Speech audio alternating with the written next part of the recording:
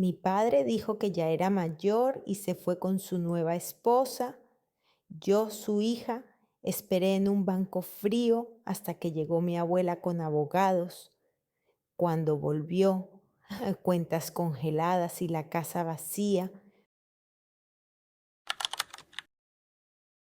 el autobús llevaba 20 minutos sin llegar. Estaba sentada en el banco metálico de la parada, abrazándome a mí misma y mirando la carretera vacía.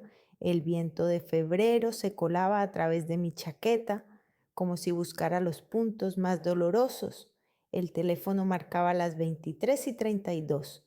El último autobús debía llegar a las 23:45, pero yo ya sabía que con ese tiempo podía llegar tarde. Mi padre no volvería. Esa idea daba vueltas en mi cabeza como un disco rayado. Realmente se había ido dejándome allí, después de decir, ya eres lo suficientemente mayor como para arreglártela sola, Clara. Estoy harto de tu infantilismo. Esas palabras resonaban en mis oídos como si él todavía estuviera allí, pero a mi alrededor solo había oscuridad y calles vacías.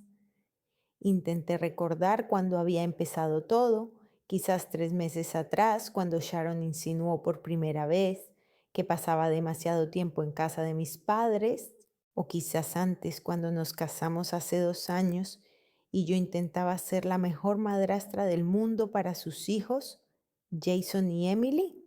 O tal vez todo empezó cuando mi madre estaba en el hospital y yo le prometí que cuidaría de mi padre. Al principio todo parecía tan natural. Mamá murió hace 3 años de cáncer de páncreas. La enfermedad duró solo 4 meses, desde el diagnóstico hasta su último aliento. Papá se quedó solo en la gran casa de Maple Street, donde habían vivido durante 25 años. Yo acababa de empezar a trabajar en la compañía de seguros Sunrise y alquilaba una habitación diminuta en un barrio antiguo por $350 al mes. Todos los fines de semana iba a ver a mi padre, le preparaba sus platos favoritos, limpiaba la casa, simplemente estaba a su lado. Parecía tan perdido sin mamá, como si no supiera qué hacer con el vacío que ella había dejado. No sé cómo seguir viviendo, decía entonces, sentado en la cocina con una taza de café a medio terminar, 30 años juntos y de repente estás solo. Lo abrazaba y le decía que todo iba a salir bien, que siempre estaría a su lado. Y así fue. Cuando se le estropeó el calentador de agua, encontré un técnico y supervisé la reparación. Cuando enfermó de gripe, le preparaba caldo de pollo y le compraba medicinas. Cuando simplemente estaba triste, me sentaba a su lado y escuchaba sus historias sobre su madre. Y entonces apareció Sharon Mitchell, una enfermera de 45 años de la clínica local Santa María, divorciada, con 2 hijos de un matrimonio anterior. Papá la conoció cuando estuvo ingresado en el hospital por un ataque de vesícula biliar 8 meses después de la muerte de mamá. Era amable, cariñosa, con el pelo rubio corto y los ojos siempre bien maquillados. Y yo incluso me alegré de que papá volviera a poner a tener a cegas a alguien que cuidara de él. Tu padre me ha dicho que eres una chica muy responsable, me dijo Sharon cuando nos conocimos en el restaurante italiano Antonio. Debe de ser difícil después de perder a tu madre. Yo también he pasado por un divorcio. Sé lo doloroso que es cuando una familia se rompe. Asentí con la cabeza sin saber qué responder. Sharon parecía sincera, pero percibí algo extraño en su voz, como si me estuviera evaluando, determinando si sería un problema para sus planes con respecto a mi padre. Roland dice que lo visitas a menudo, continuó cortando la ensalada. Es muy amable de tu parte, pero tengo hijos y entiendo lo importante que es encontrar el equilibrio entre la familia antigua y la nueva. Entonces no comprendí que se trataba de una advertencia. La boda se celebró la primavera siguiente en la pequeña iglesia de San Pablo. Fue modesta, solo asistieron los amigos y familiares más cercanos. Ayudé con la organización, encargué las flores, Compré un vestido nuevo azul oscuro por $200, sonreí en las fotos e intenté no pensar en que papá se casaba en el mismo lugar donde se casó con mamá. Jason, el hijo de 16 años de Sharon, permanecía en silencio junto a su madre con un traje demasiado grande, y Emily, de 14 años, no dejaba de escribir algo en su teléfono, levantando la cabeza solo de vez en cuando le hacían algún comentario. Son adolescentes normales, pensé entonces. Solo se están acostumbrando a la nueva situación. Los primeros meses después de la boda, seguí yendo los fines de semana. Preparaba grandes comidas familiares, la lasaña de mamá, que tanto le gustaba a papá, o pollo asado con verduras. Ayudaba a Emily con las matemáticas, resolviendo ecuaciones con ella en la mesa de la cocina. Intentaba que Jason hablara sobre el colegio, los deportes y sus planes para el futuro. Sharon se comportaba de forma educada pero distante. Agradecía la ayuda, pero nunca iniciaba una conversación. ¿Y papá? Papá parecía estar cambiando poco a poco. Clara, ¿sabes que ahora tengo a Sharon? Me dijo una vez el otoño pasado, mientras yo lavaba los platos después de la comida del domingo. No tienes por qué estar siempre aquí. Solo quiero ayudar, respondí sin apartarme del fregadero mientras seguía fregando los platos con la esponja. ¿Ayudar en qué? Sharon se las arregla muy bien con las tareas domésticas. Es enfermera, está acostumbrada a hacer todo bien y a tiempo. Y tú tienes que organizar tu vida. Encuentra por fin un novio, forma una familia. Ya tienes 30 años. Puse el plato en el escurridor y finalmente me volví hacia él. Papá estaba sentado a la mesa con el periódico, pero no leía, me miraba por encima de las gafas. No te molesto, dije en voz baja. No molestas, pero suspiró. Escucha, Clarochka, te agradezco todo lo que has hecho desde que murió mamá, pero ahora tengo una nueva vida, una nueva familia y necesito centrarme en ella. Entonces aún no comprendí que eso era una advertencia. Con el tiempo, las críticas se volvieron más duras y frecuentes. Cuando traje la compra del supermercado, verduras ecológicas y el queso caro que le gustaba a papá, él comentó: ya hemos comprado todo lo necesario en Walmart, deberías haber preguntado primero, ahora no cabe en la nevera.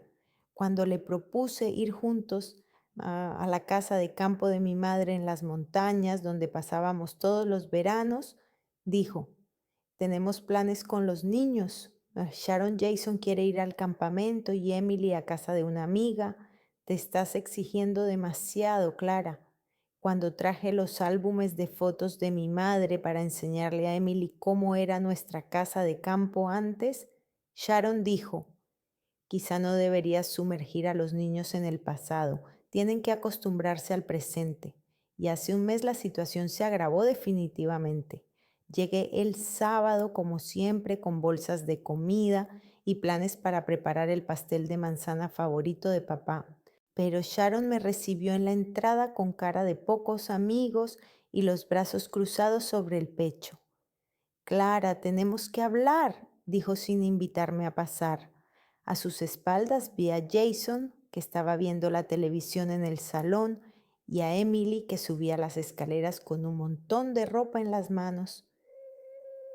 ¿A qué te refieres?, pregunté, sintiendo cómo se me aceleraba el corazón. Entiendo que te resulte difícil después de la pérdida de tu madre y que estés acostumbrada a ser la señora de la casa, dijo Sharon sin invitarme a sentarme, pero estás demasiado apegada a tu padre. No es bueno para ninguno de nosotros. Los niños empiezan a preguntarse, ¿por qué siempre hay una mujer aquí tratando de cuidar de todos? No cuido, ayudo, empecé a decir, pero Sharon levantó la mano. Vienes aquí como si todavía fuera tu casa, cambias las cosas de sitio, preparas lo que crees que es correcto, das consejos a los niños, pero ahora vivimos aquí mis hijos y yo. Es hora de que construyas tu propia vida en lugar de aferrarte al pasado. Me quedé en la puerta con las bolsas en las manos, sin saber qué decir. Detrás de Sharon apareció mi padre con zapatillas y una camisa vieja. ¿Qué está pasando aquí?, preguntó, pero por su tono se notaba que lo sabía. Solo le estaba explicando a Clara que no tiene por qué venir tan a menudo, dijo Sharon con calma sin apartar la mirada de mí. Ahora tenemos nuestra propia familia, nuestro propio ritmo. Los niños se han acostumbrado a una rutina determinada. Papá me miró y vi algo en sus ojos que me sorprendió. No era comprensión ni compasión, sino irritación. Así se mira a alguien que molesta, que no entiende las cosas obvias. Sharon tiene razón, dijo después de una pausa. Ya eres mayor, Clara. Es hora de dejar de venir aquí todas las semanas como si aún fueras una niña. El autobús finalmente apareció en el horizonte. Con sus luces atravesando la ventisca, saqué mi abono y me preparé para levantarme. Mis manos temblaban no solo por el frío, sino también por la ira que finalmente comenzaba a abrirse paso a través del dolor. Hoy todo había llegado a un punto crítico. Papá me había llamado por la mañana y me había pedido que nos viéramos. Dijo que quería hablar en serio sobre nuestro futuro, sobre cómo seguir adelante. Pensé que por fin había comprendido lo difícil que era para mí y que quería arreglar las cosas, quizás incluso disculparse por aquella desagradable conversación con Sharon. En lugar de eso, me llevó a la cafetería Mary's Diner a las afueras de la ciudad y me dio un ultimátum.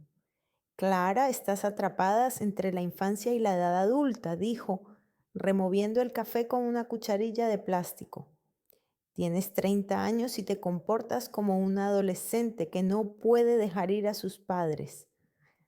Papá, solo quiero preservar nuestra familia, comencé a decir, pero él me interrumpió. Nuestra familia ahora es diferente. Tengo una esposa y sus hijos. Y si no puedes aceptarlo y comportarte en consecuencia, tal vez deberíamos dejar de vernos. El autobús se detuvo con un fuerte chirrido de frenos. Las puertas se abrieron y el aire caliente del interior me golpeó la cara. Subí los escalones, le mostré mi abono al conductor, un hombre mayor con gorra, que me saludó con la cabeza y me senté en un asiento junto a la ventana en el centro del autobús. Cuando el autobús arrancó, miré mi teléfono, no había ninguna llamada de mi padre. Realmente me había dejado en esa parada, como si fuera un objeto inservible. El trayecto a casa me llevó casi una hora. Miré por la ventana las calles nevadas, las escasas luces en las ventanas de las casas, y pensé en las palabras que mi madre me dijo poco antes de morir. Clarita, no dejes que nadie se aproveche de tu bondad, ni siquiera a tus seres queridos, especialmente a tus seres queridos. Entonces no entendí lo que quería decir. Ahora lo entiendo. Llegué a casa a la 1 de la madrugada. Mi habitación en un viejo edificio de 3 pisos en Oak Street me recibió con olor a humedad y el zumbido del refrigerador de la vecina al otro lado de la pared. $350 al mes por 12 metros cuadrados con microondas en lugar de cocina y ducha en el pasillo, que compartían 4 inquilinos. La casera, la señora Rodríguez, alquilaba habitaciones principalmente a estudiantes y a gente como yo, a quienes aún no les había ido bien en la vida. Dejé la chaqueta en la única silla, me senté en la estrecha cama y me quedé mirando la pared durante un buen rato. En ella había una única fotografía, mi madre y yo en mi graduación de la universidad 5 años atrás. Mi madre sonreía, abrazándome por los hombros, y yo sostenía mi título de licenciada en economía. Entonces parecía que tenía toda una vida llena de posibilidades por delante. No podía dormir. Estaba tumbada y daba vueltas en mi cabeza a la conversación que había tenido ese día con mi padre. Estás atrapada entre la infancia y la edad adulta. Esas palabras me dolieron mucho porque tenían algo de verdad. Es cierto que no había arreglado mi vida personal. Después de la universidad tuve varias relaciones, pero ninguna seria. Los últimos 3 años había dedicado tanto tiempo a mi padre que simplemente no me quedaban energías para mi vida personal. A las 6 de la mañana por fin me dormí, pero a las 8 me despertó el sonido del teléfono. En la pantalla apareció Oficina Sunrise. Mi jefa Jennifer Clark seguramente se preguntaba por qué no había ido a trabajar. Descolgué el teléfono y le envié un mensaje diciendo que estaba enferma. Durante las 2 horas siguientes me quedé tumbada mirando al techo y entonces de repente me acordé de mi abuela Evelyn. La madre de mi madre vivía en la residencia de ancianos Sunset Village, a 40 minutos en coche de la ciudad. Tenía 82 años, pero su mente seguía siendo lúcida como el cristal. Después de la muerte de mi madre, la visitaba una vez al mes, pero la última vez que la vi fue antes de Año Nuevo. Mi abuela nunca quiso a mi padre, lo consideraba débil y egoísta. Después de que se casara con Sharon, me dijo: ya verás, Clarita, esta mujer no lo quiere a él, sino su casa y su estabilidad, y a ti te quitará de en medio en cuanto tenga oportunidad. Entonces pensé que mi abuela simplemente estaba celosa y no podía aceptar que mi padre siguiera adelante con su vida. Ahora sus palabras parecían proféticas. A las 11 de la mañana marqué su número. Descolgaron después del segundo tono. Hola, soy Evelyn Stone. Su voz era clara y autoritaria, como siempre. Hola, abuela, soy Clara. Clarita, qué sorpresa. ¿Cómo estás, cariño? Me quedé en silencio unos segundos tratando de encontrar las palabras adecuadas y luego lo conté todo, la conversación de ayer con papá, cómo me dejaron en la parada, las palabras de Sharon una semana antes. La abuela escuchaba en silencio, solo interrumpiendo de vez en cuando con un sí o un entiendo. Cuando terminé, se hizo el silencio al otro lado del teléfono. ¿Y ahora qué vas a hacer?, preguntó por fin. No lo sé. Supongo que simplemente aceptarlo. Papá tiene razón, estoy demasiado apegada a él. Tonterías, dijo mi abuela con brusquedad. Roland siempre ha sido egoísta, pero ahora va aún más lejos. Escúchame atentamente, Clara. Tengo algunas preguntas y quiero respuestas sinceras. Su tono se volvió serio y profesional. Recordé que antes de jubilarse, la abuela Evelyn había trabajado como asesora financiera en una gran empresa y tenía fama de ser una mujer dura pero justa. Dime, ¿quién paga los servicios públicos en la casa de tu padre?, preguntó. Bueno, estos últimos meses he ayudado con la electricidad y el gas. Papá decía que Sharon tenía muchos gastos con los niños. ¿Cuánto le das? Unos $400 al mes. ¿Y el impuesto sobre la propiedad? También le ayudo. 1,500 cada 3 meses. Clara, la voz de mi abuela se volvió fría. ¿Sabes a nombre de quién está la casa? De papá, claro. No, cariño, la casa está a nombre tuyo y de tu madre, el 50% cada una. Sentí que el suelo se me escapaba bajo los pies. ¿Qué? Pero tu madre cambió la titularidad de la casa a nombre de los dos un año antes de morir. Temía que si le pasaba algo, Roland pudiera hacer tonterías con la propiedad. Alguien tenía que habértelo explicado. Pero papá nunca me dijo nada. Claro que no te lo dijo, no le convenía.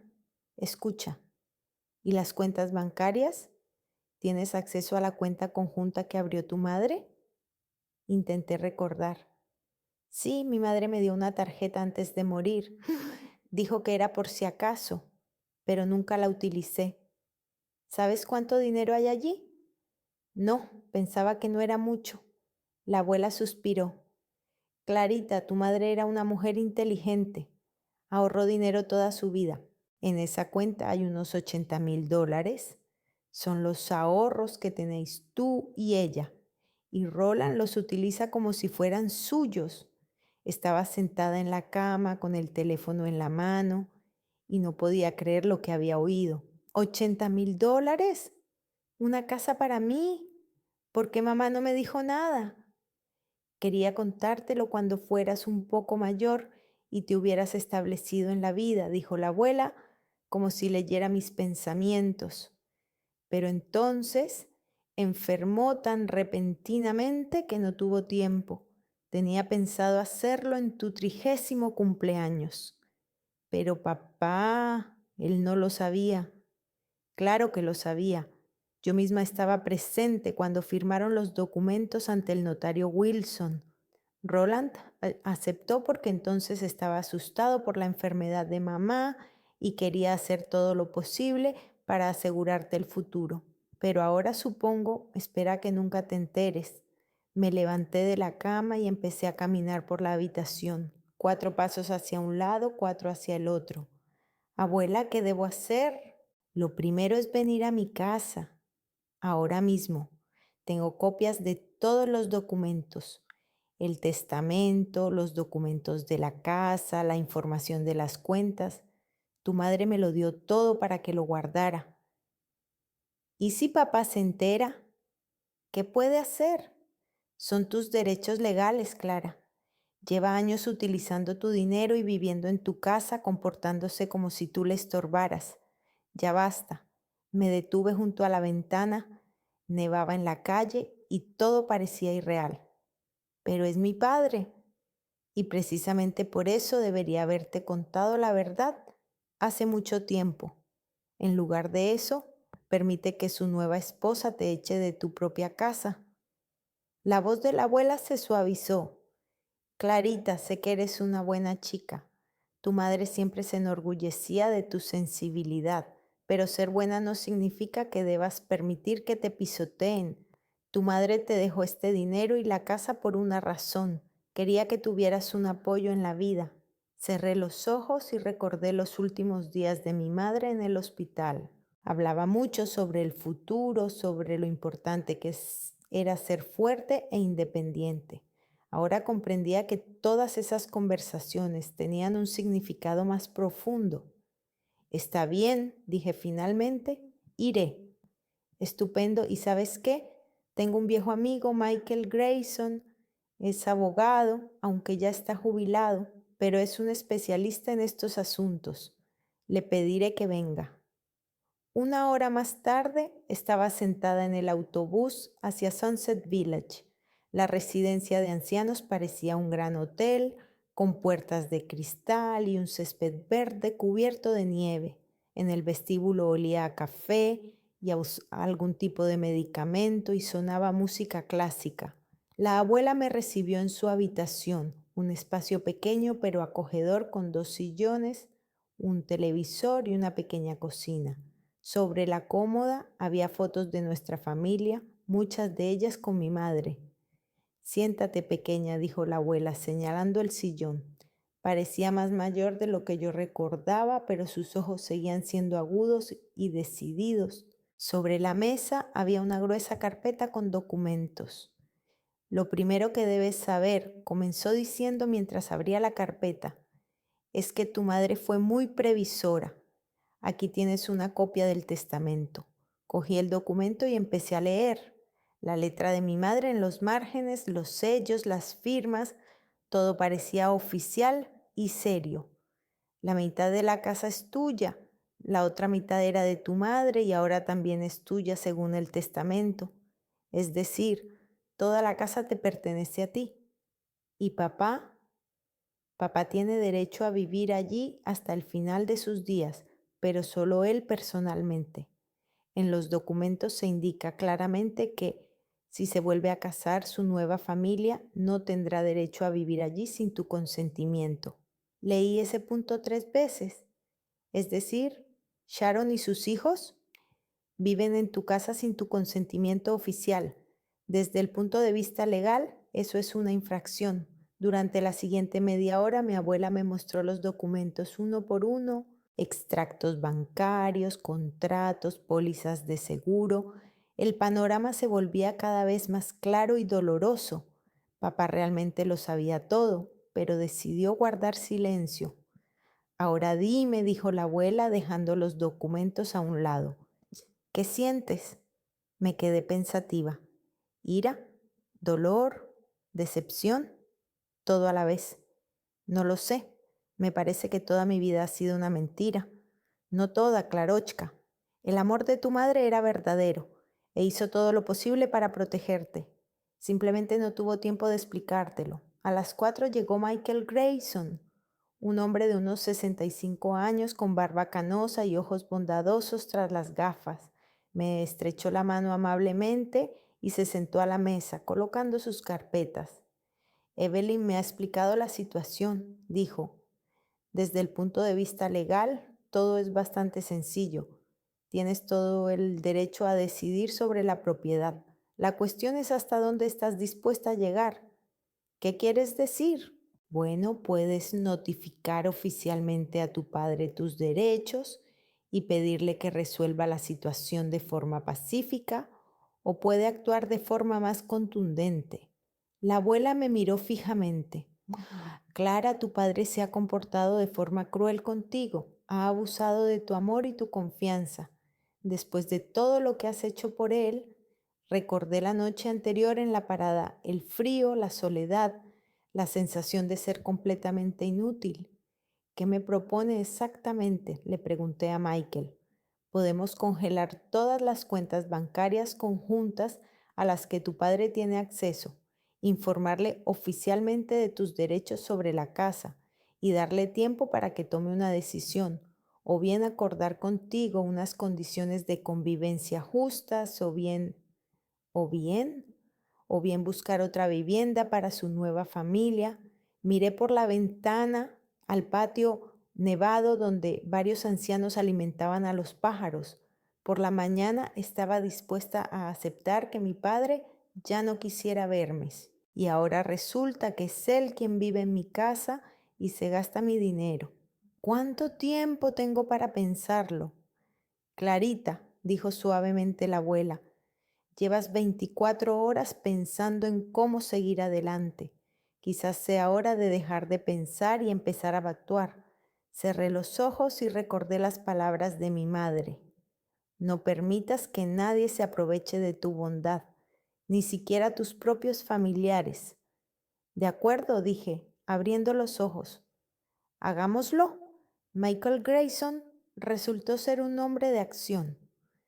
A la mañana siguiente me llamó a las 8 y me dijo que todos los documentos necesarios estaban listos para presentar en el banco. Tenemos que actuar rápido, explicó. Tu padre está de luna de miel, pero vuelve pasado mañana. Es mejor tenerlo todo listo para cuando vuelva. Mi abuela vino a recogerme a las 10 de la mañana en taxi con Michael. Llevaba una gran bolsa y tenía una expresión decidida en el rostro. ¿Estás lista, Clarita?, me preguntó cuando me subí al coche. ¿Lista? No lo sabía. Mi corazón latía tan fuerte que se podía oír. Me temblaban las manos, pero asentí con la cabeza. Primero el banco, le dijo Michael al taxista. En el First National Bank en Main Street nos recibió la gerente Lindsay Parkerson, una mujer de unos 40 años con un peinado pulcro y una sonrisa profesional. Michael le mostró los documentos y ella los examinó atentamente, levantando las cejas de vez en cuando. Sí, todo está en regla, dijo finalmente.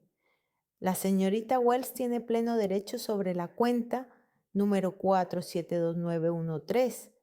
¿Desea bloquear el acceso a otras personas? Congelar temporalmente todas las operaciones, precisó Michael, hasta que se resuelvan los asuntos familiares. Entendido. Necesito su identificación, señorita Wells, y su firma. Firmé los documentos sintiendo que la situación era irreal. El extracto de la cuenta mostraba un saldo de $76,432.87, más dinero del que había visto en mi vida. ¿Se pueden ver las últimas transacciones?, preguntó mi abuela. Lindsay imprimió el extracto de los últimos 3 meses. Revisé las líneas. Walmart, $230. Olive Garden, $150. Disney plus Netflix, la cuota del gimnasio de Jason, las clases de dibujo de Emily. Papá realmente gastaba mi dinero en su nueva familia mientras yo vivía en una habitación de $350 y comía macarrones con queso. Ni siquiera intentó ocultarlo, susurré. ¿Por qué ocultarlo si no conocías tus derechos?, dijo la abuela. Roland siempre se ha creído más listo que los demás. Después del banco, fuimos a la casa de Maple Street. No había estado allí en casi una semana, desde la pelea con Sharon. La casa tenía el mismo aspecto de siempre: 2 pisos con contraventanas azules y un gran porche. Las rosas de mi madre bajo las ventanas estaban cubiertas de nieve. Tengo la llave, dije, pero Michael me detuvo. Mejor llamemos. Si hay alguien en casa, hay que hacer las cosas de forma civilizada. Sharon abrió la puerta al oír el timbre. Llevaba una bata y zapatillas y tenía el pelo revuelto. Nos miró a los tres con sorpresa. ¿Clara? Ah, vuestro padre está de viaje. Lo sabemos, dijo Michael mostrando su identificación. Michael Grayson, abogado. Tenemos algunas preguntas sobre esta propiedad. El rostro de Sharon cambió. ¿Qué preguntas? ¿Podemos entrar?, preguntó educadamente la abuela. Sharon dudó, pero se apartó. En el salón, Jason estaba sentado en el sofá con un mando en las manos, jugando a algún videojuego. Emily bajaba las escaleras con un montón de ropa. «Mamá, ¿quiénes son?», preguntó la niña. «Son Clara y sus familiares», respondió Sharon claramente nerviosa. Michael extendió los documentos sobre la mesa de centro. «Señora Mitchell, ¿sabe que esta casa no pertenece a su marido? ¿Qué quiere decir?» «La casa está a nombre de Clara Wells y su difunta madre. El señor Wells solo tiene derecho de residencia que no se extiende a otros miembros de la familia sin el consentimiento de la propietaria». Sharon se sentó en un sillón pálida. Pero Roland dijo... «¿Qué dijo exactamente?», se preguntó la abuela. «Que la casa es suya y que Clara simplemente está apegada a los recuerdos de la infancia». Jason pausó el juego y se volvió hacia nosotros. Emily también se detuvo en las escaleras escuchando. «Mamá, ¿qué pasas?», preguntó el chico. «Nada, hijo. Vuelve al juego». Pero Jason no se apartó. Me miraba con curiosidad y, al parecer, con compasión. «No queremos causarte problemas», dije, recuperando por fin la voz. «Solo necesito recoger las cosas de mi madre y las mías». «¿Qué cosas?», preguntó Sharon. Miré alrededor del salón. La manta favorita de mi madre había desaparecido del sofá. Las fotos de los padres de mi madre, que siempre estaban sobre la chimenea, también habían desaparecido. En su lugar había fotos de Sharon con los niños. «¿Dónde están las fotos de mamá?», pregunté. Sharon se sintió avergonzada. Roland dijo que había que quitarlas, que eran dolorosas para todos. ¿Dolorosas para quién? Para él. Dijo que no podía estar mirando constantemente al pasado. La abuela se levantó de su asiento. «¿Dónde están esas fotos ahora?». «En una caja, en el sótano». «Jason», dijo Emily de repente, bajando las escaleras, «¿te acuerdas de cuando Clara me ayudaba con álgebra?». El chico asintió. «Sí», y preparaba esa lasaña. «Y también nos llevaba a Target a comprar material escolar cuando Roland estaba ocupado», añadió la niña. Sharon miró a los niños con sorpresa. «Pero dijisteis que os sentíais incómodos con ella». «Nunca dijimos eso», afirmó Jason con firmeza. «Fuiste tú quien dijo que era mejor que no viniera tan a menudo». Se produjo un silencio incómodo. Sharon se sonrojó y yo empecé a darme cuenta de que los niños en realidad no tenían nada en contra mía. «Escuchad», dijo Sharon finalmente. No quería ofender a nadie. Es solo que Roland se quejaba constantemente de que Clara dependía demasiado de él, que eso nos impedía construir nuevas relaciones. «¿Y tú le creíste?», preguntó la abuela. «¿Por qué no iba a creerle? Es su padre». Michael dejó los documentos a un lado. «Señora Mitchell, ¿Su marido no le dijo que estaba gastando el dinero de la cuenta que pertenece a Clara? ¿Qué dinero? Él le mostró el extracto bancario. Sharon lo leyó y su rostro se volvió cada vez más desolado. Dios mío, susurró. Él dijo que eran sus ahorros de su trabajo anterior. Mamá, dijo Emily suavemente, ¿no recuerdas que Clara te daba dinero para mis materiales de arte? ¿Y para el gimnasio de Jason? Sharon se cubrió el rostro con las manos. Pensé que solo intentaba comprarse nuestro aprobado, que quería demostrar lo generosa que era, y de repente recordé aquellos momentos en los que Emily me enseñaba sus dibujos y me contaba que soñaba con ir a clases en el centro de arte, como Jason decía que todos sus amigos iban al gimnasio y él se avergonzaba de no poder permitírselo, y como yo me ofrecía a ayudarle y mi padre decía, no es un detalle por parte de Clara, es tan cariñosa, ahora lo entendía. Él utilizaba mi bondad como excusa para gastar mi dinero. ¿Puedo subir a mi habitación? Pregunté. Sharon asintió sin levantar la cabeza. Mi habitación infantil estaba en el segundo piso, al final del pasillo. Cuando abrí la puerta me quedé paralizada. La habitación había sido completamente remodelada. En lugar de mi cama había una mesa para manualidades y en las paredes había estantes con hilos y telas, mis cosas, mis libros, los pósters de mis películas favoritas. Todo había desaparecido. Es mi cuarto de costura, dijo Sharon, entrando detrás de mí. Roland dijo que de todos modos no vives aquí. Estaba parada en medio del cuarto donde pasé mi infancia y mi juventud y no lo reconocía. Incluso el olor había cambiado. En lugar de mi perfume, aquí olía a telas e hilos. ¿Dónde están mis cosas? En cajas en el sótano junto a las fotos de tu madre. Bajamos al sótano. Allí, en una esquina junto a la lavadora, había 4 cajas de cartón con la inscripción Clara y 2 con la inscripción Lorraine, el nombre de mi madre. Abrí una de las cajas de mi madre y vi fotos familiares. Mi madre y mi padre en su boda. Mi madre conmigo de bebé. Los 3 en la casa de campo. ¿Han estado aquí todo este tiempo?, pregunté. Roland dijo que algún día te las daría cuando fueras mayor y no te dolieran tanto los recuerdos. La abuela levantó una de las fotos, mamá con ella en la cocina, horneando un pastel juntas. ¿Y él cómo llevaba esos recuerdos? Bien, Sharon no respondió. Empezamos a sacar las cajas. Jason se acercó de repente y ayudó a levantar una de las más pesadas. Lo siento, dijo en voz baja. No sabía que eran tus cosas. No es culpa tuya, respondí. Me gustaba tu lasaña, añadió. ¿Y cómo explicabas las matemáticas? Mejor que mamá. Emily también se acercó. ¿Puedo ver las fotos de tu madre?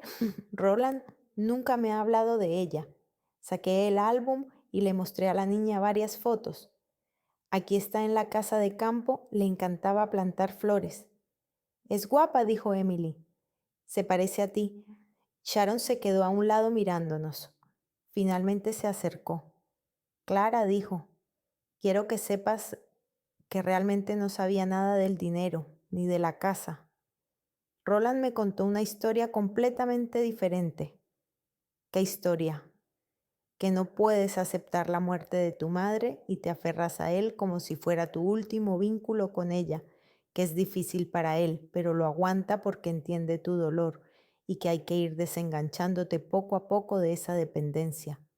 Miré a Sharon y vi en sus ojos una sincera confusión. No era la malvada madrastra de los cuentos de hadas, solo una mujer que había creído a su marido y quería construir una nueva vida para ella y sus hijos. ¿Y tú le creíste?, le pregunté. Por supuesto que le creía. Es tu padre. ¿Quién sabe mejor lo que necesitas? La abuela resopló.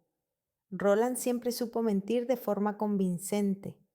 Desde que era joven, cuando cargamos todas las cajas en el taxi, Sharon salió al porche. Clara me llamó. ¿Y ahora qué va a hacer de nosotros? Me di la vuelta.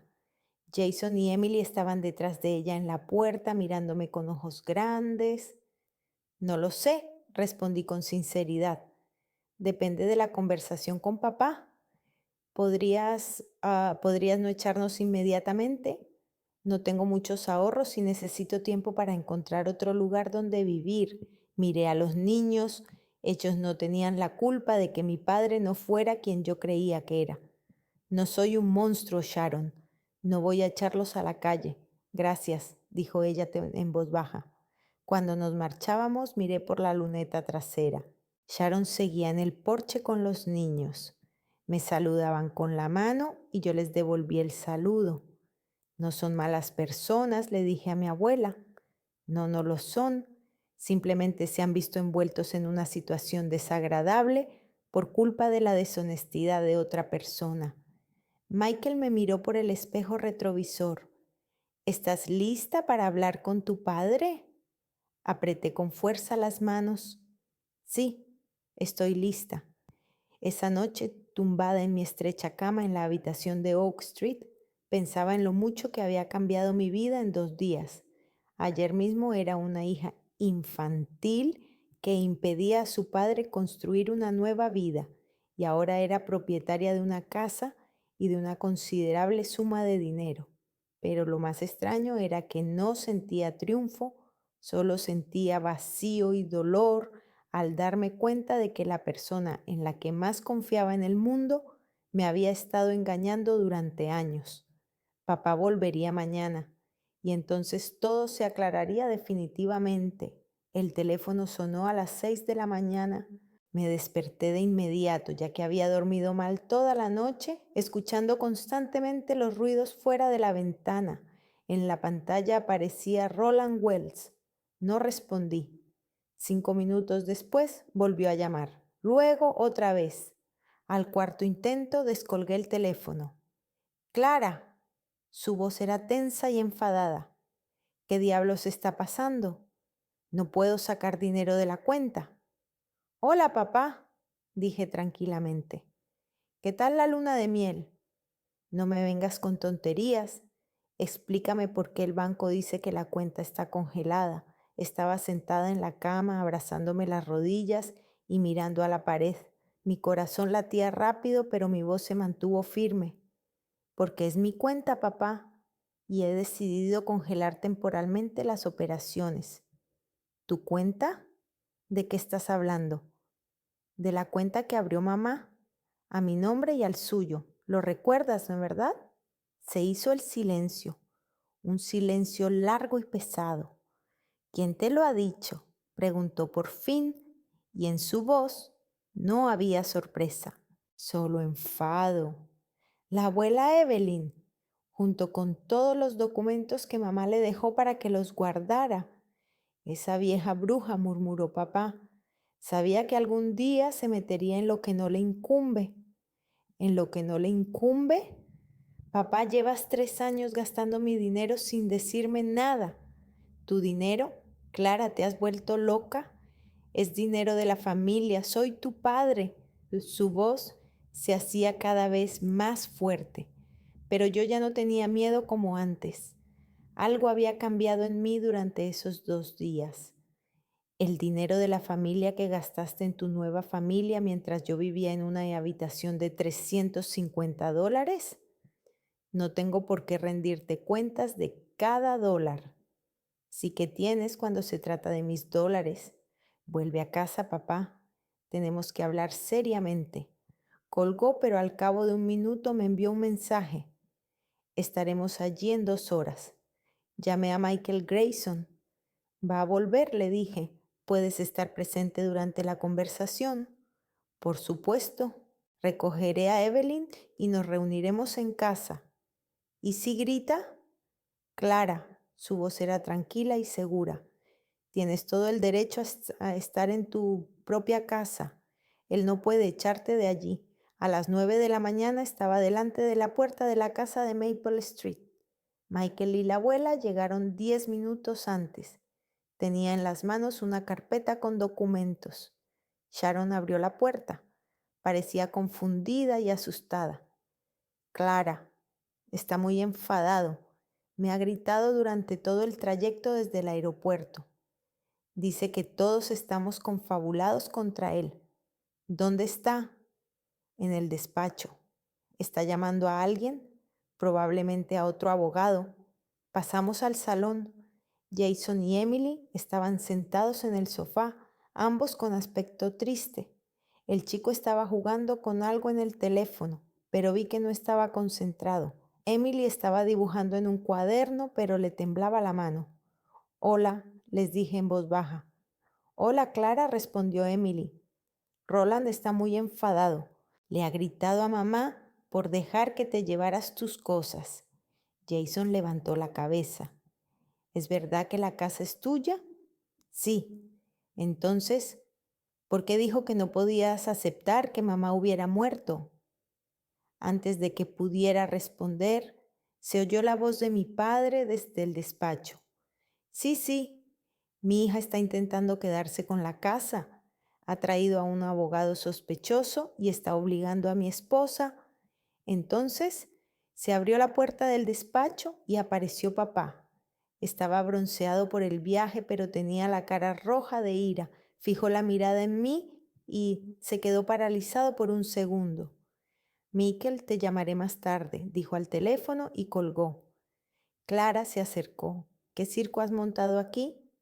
Hola, papá. ¿Qué tal las vacaciones? No te hagas el tonto, explícame qué está pasando. Michael se levantó de la silla. Señor Wells, permítame presentarme. Michael Grayson, abogado. Papá lo miró con recelo. ¿Y qué le trae por aquí? Su hija me ha pedido que le ayude a resolver algunas cuestiones legales relacionadas con esta propiedad. ¿Qué cuestiones legales? Esta es mi casa. En realidad no, dijo Michael con calma y extendió los documentos sobre la mesa de café. La casa está a nombre de su hija y su difunta esposa. Papá se acercó bruscamente a la mesa, cogió los documentos y empezó a revisarlos. Su rostro se oscurecía por segundos. Esto es falso, dijo finalmente.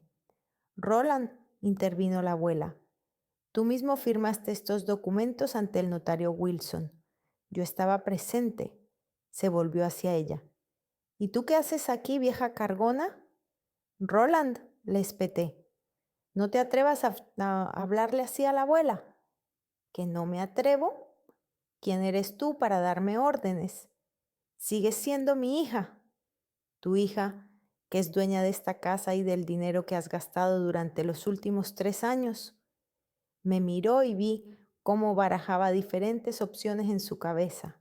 Finalmente cambió de táctica, su voz se volvió más suave, casi suplicante.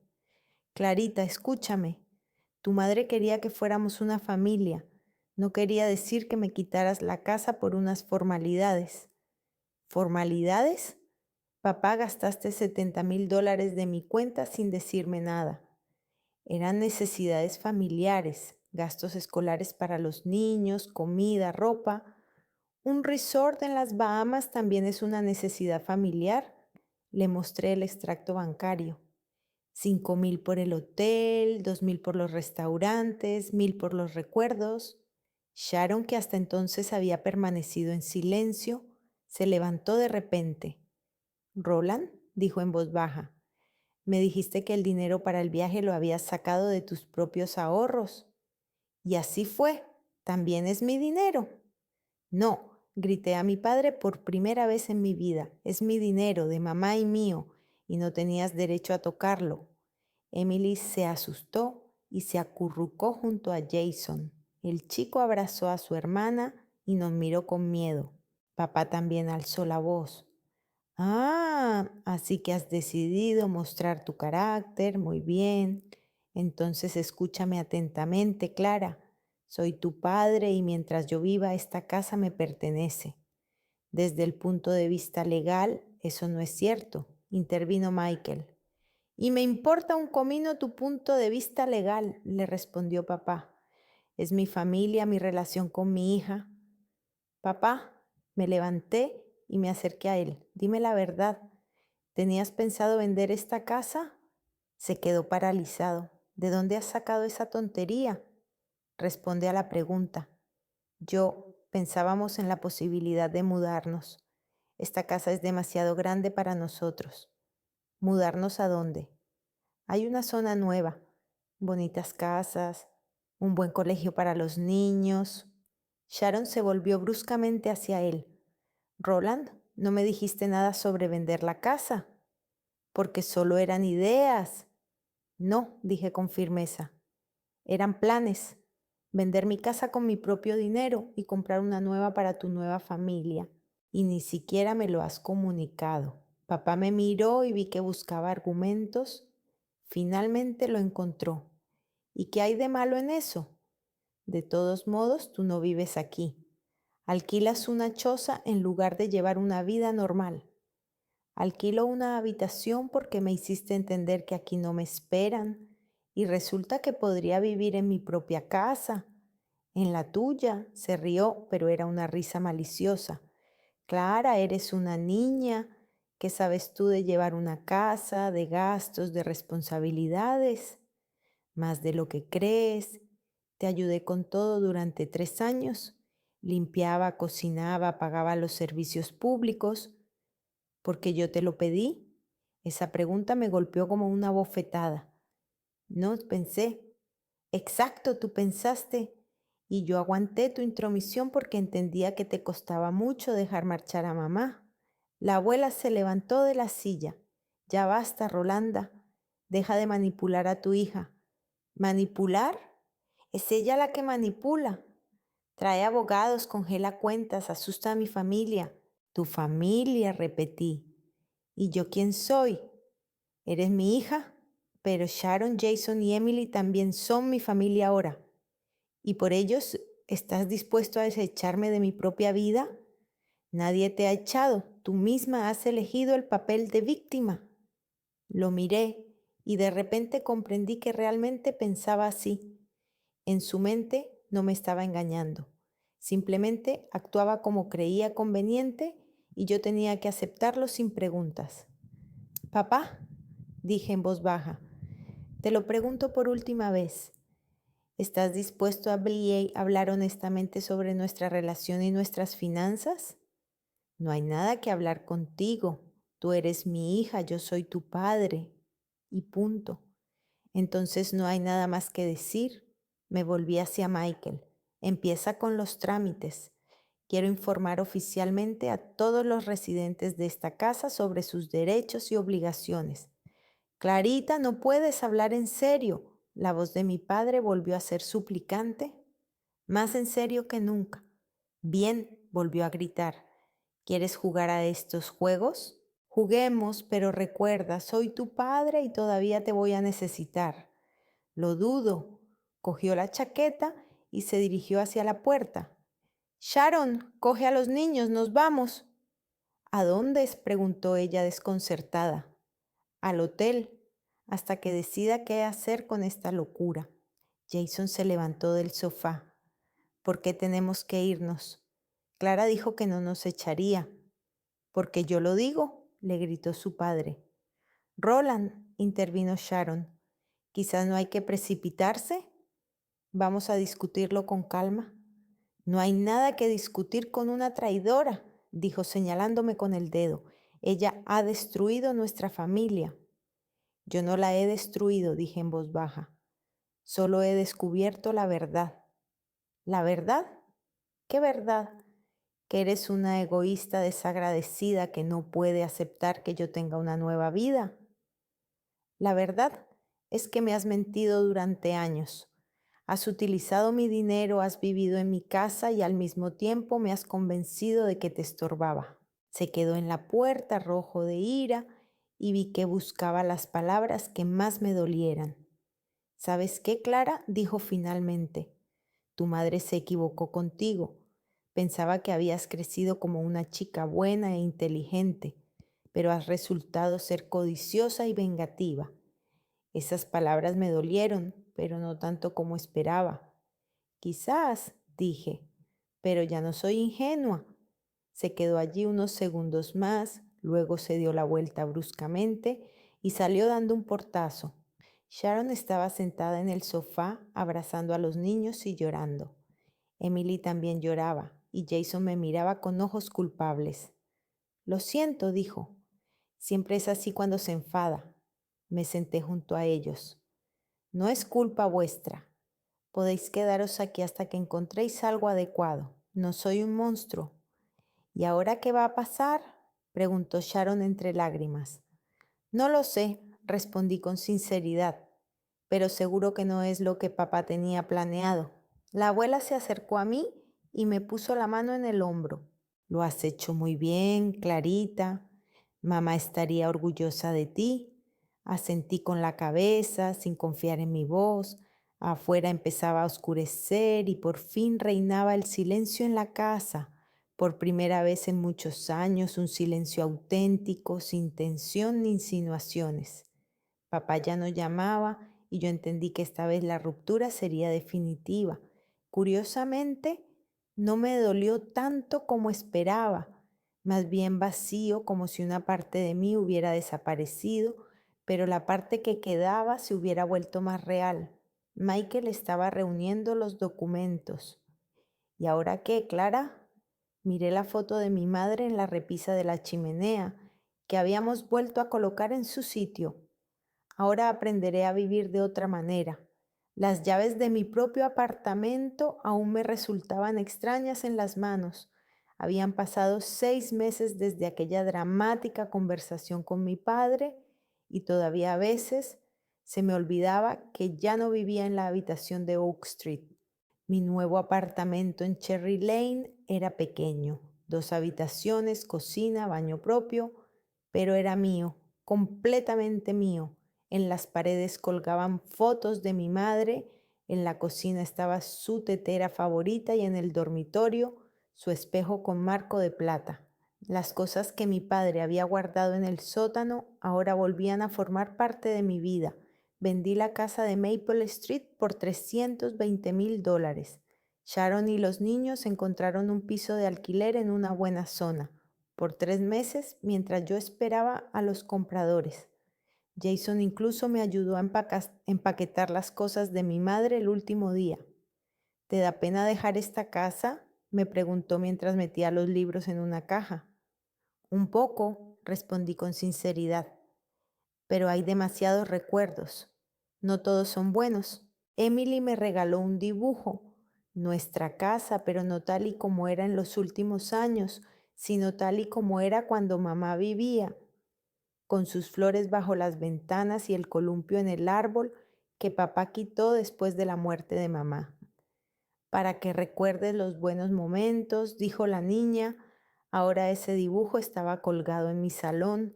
En el trabajo también todo había cambiado. Jennifer Clark, mi jefa, me ofreció el puesto de consultora senior con bonificaciones.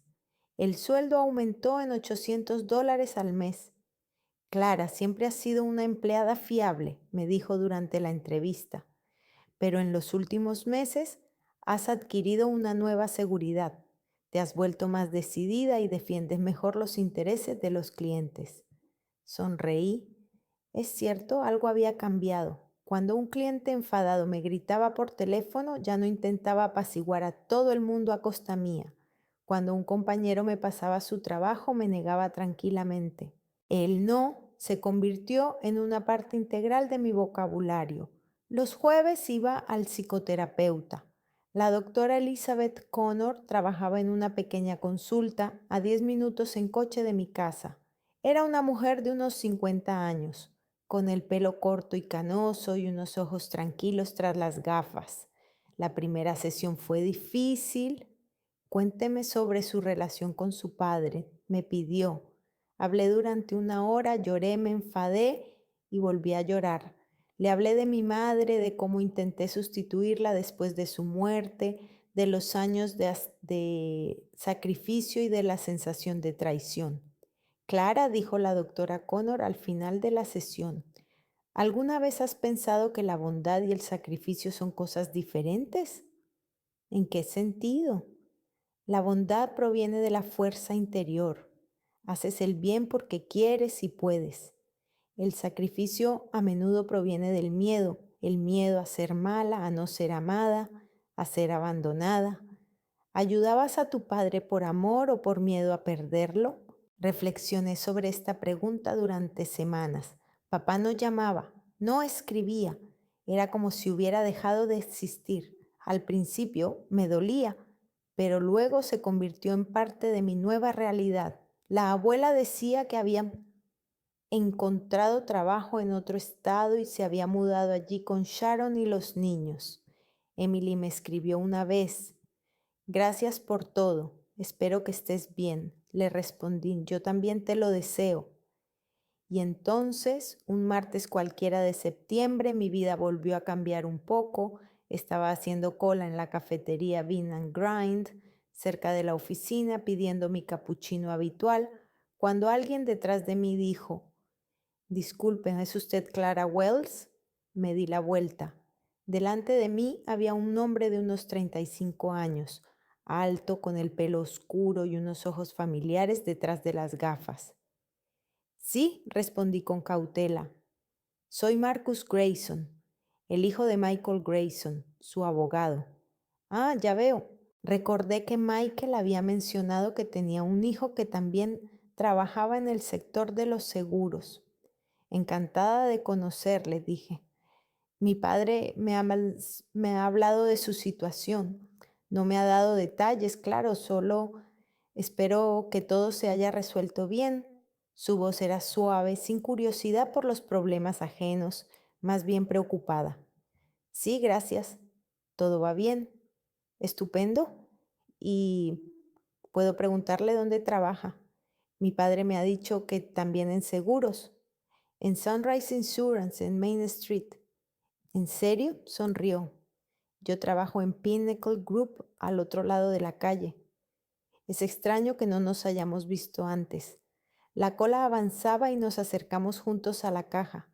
Marcus pidió un café con leche y de repente dijo: déjeme pagarle el café, como compensación por lo que tu padre seguramente te ha cobrado. Me eché a reír. Me cobró lo mínimo. Dijo que era una cuestión de principios. Entonces, simplemente por agradecimiento, por ayudarme pues a entender por qué tu padre está tan contento consigo mismo últimamente, está muy orgulloso de cómo han salido las cosas. Cogimos los cafés y nos sentamos en una mesa junto a la ventana. La conversación surgió de forma natural sobre el trabajo, la ciudad, los libros. Marcus resultó ser un interlocutor inteligente y ocurrente. Me contó que llevaba 2 años divorciado y que criaba a su hija Sofía, de 8 años. Mi exmujer se mudó a California con su nuevo marido, dijo sin amargura. Sofía vive conmigo. A veces es difícil compaginar el trabajo y la paternidad. ¿Y cómo está llevando tu hija el divorcio? Al principio fue difícil, pero los niños se adaptan más rápido que los adultos. Ahora tenemos nuestro propio ritmo, nuestras propias tradiciones. Me gustó que hablara de su hija sin sentimentalismos, pero con verdadero amor. ¿Tienes hijos?, me preguntó. No, y sinceramente no sé si quiero tenerlos. En los últimos años he dedicado tanto tiempo a la familia que ahora quiero vivir un poco para mí. Él asintió con comprensión. Es una decisión sabia. Es mejor entender primero lo que uno quiere. Hablamos durante 1 hora hasta que tuve que volver al trabajo. Al despedirnos, Marcus dijo: quizás podamos repetirlo alguna vez. Es agradable hablar con alguien que entiende las particularidades de nuestro trabajo. Estaría bien, respondí, y realmente lo pensaba. Me llamó una semana después. Me invitó a comer a un pequeño restaurante italiano, luego otra vez al cine, después a dar un paseo por el parque con su hija. Sofía resultó ser una niña tranquila y sensata, con grandes ojos marrones y la costumbre de escuchar atentamente a los adultos. No intentó quererme de inmediato, como hacen algunos niños, ni se mostró hostil. Simplemente observaba y sacaba sus propias conclusiones. ¿Te gusta mi papá?, me preguntó durante nuestra tercera cita, mientras alimentábamos a los patos en el lago del parque. Sí, respondí con sinceridad. ¿Y te gusta que a veces se reúna conmigo? Se quedó pensativa. Últimamente sonríe más. Eso es bueno. La relación con Marcus se desarrolló de forma lenta y cautelosa. Ambos estábamos un poco heridos por experiencias anteriores y no teníamos prisa. Él no intentó resolver mis problemas ni darme consejos no solicitados. Yo no intentaba ser la madrastra perfecta para Sofía. Simplemente disfrutábamos de la compañía del otro. Me gusta que contigo pueda ser yo mismo, me dijo una vez, mientras tomábamos té en mi cocina. ¿Qué quieres decir? No siento presión. No tengo que demostrar constantemente que soy un buen padre, un buen marido, un buen proveedor. No intentas cambiarme ni educarme. Entendí lo que quería decir. Con él tampoco sentía la necesidad de ser una versión mejorada de mí misma. Bastaba con ser clara. El invierno pasó sin que nos diéramos cuenta. En primavera me ascendieron de nuevo y me mudé a un piso más grande en la misma zona. Marcus me ayudó con la mudanza y Sofía incluso me pidió permiso para pintar una de las paredes de mi nuevo dormitorio para que sea más alegre, explicó mientras pintaba flores de colores vivos. Al ver su rostro serio y concentrado, pensé que tal vez la maternidad no era tan aterradora como parecía, al menos cuando llega de forma natural, sin coacción ni sacrificios. Y entonces, 1 año y 2 meses después de aquella fría noche de febrero en la parada del autobús, conocí a papá. Ocurrió en el Walmart cerca de la caja de autopago. Estaba comprando la comida para la semana cuando oí una voz familiar. Disculpe, ¿cómo se enciende esto? Levanté la cabeza. Roland Wells estaba de pie junto a la caja registradora de al lado con una cesta de verduras, mirando desconcertado la pantalla táctil.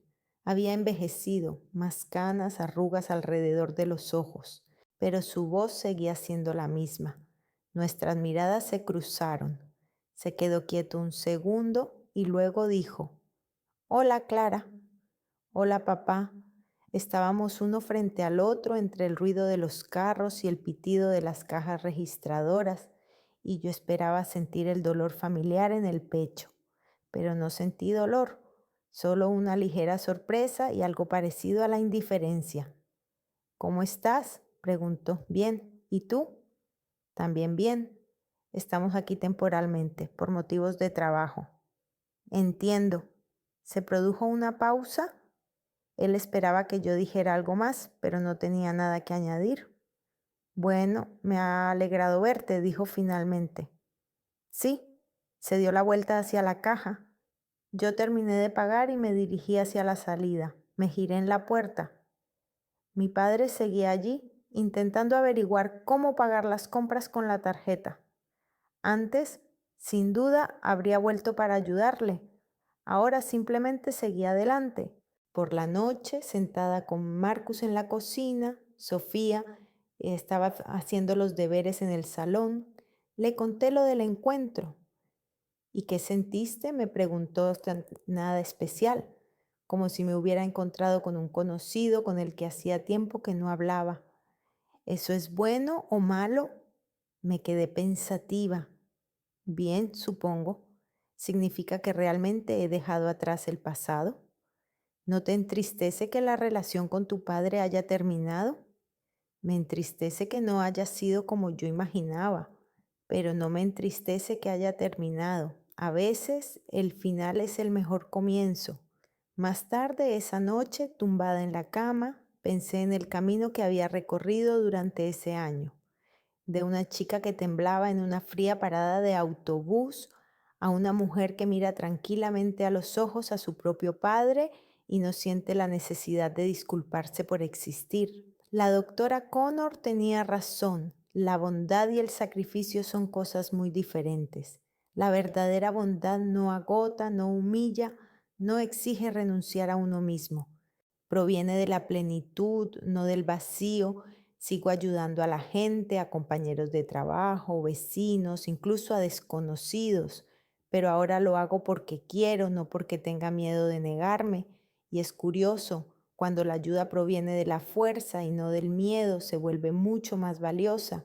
En la mesita junto a la cama había una foto nueva. Marcus, Sofía y yo en el picnic de la semana pasada. Sofía ríe mientras sostiene un globo en sus manos. Marcus nos abraza a los dos y yo sonrío de forma sencilla, natural, sin intentar gustarle a nadie ni demostrar nada. En la foto parezco feliz y lo más extraño es que realmente me siento así. Fuera ha empezado a llover. Escuchaba cómo las gotas golpeaban el cristal y pensaba en el día de mañana. A las 7 de la mañana llevaré a Sofía al colegio. Marcus se va de viaje de negocios. A las 9 tengo una reunión importante con unos clientes. Por la tarde tengo cita con el doctor Connor y después cenaré con Marcus y mi hija. Un día normal de una vida normal. Mi vida, la que yo misma elegí y construí, sin tener en cuenta las expectativas y los miedos de los demás. Mi madre estaría orgullosa de mí, pensé mientras me dormía. Por fin me había convertido en la mujer adulta que ella me había enseñado a ser, no una víctima de las circunstancias, sino dueña de mi propio destino. Y en la parada de autobús de aquella fría noche de febrero ya no queda nadie, solo bancos vacíos y el horario de los autobuses que llevan a la gente a sus verdaderos hogares.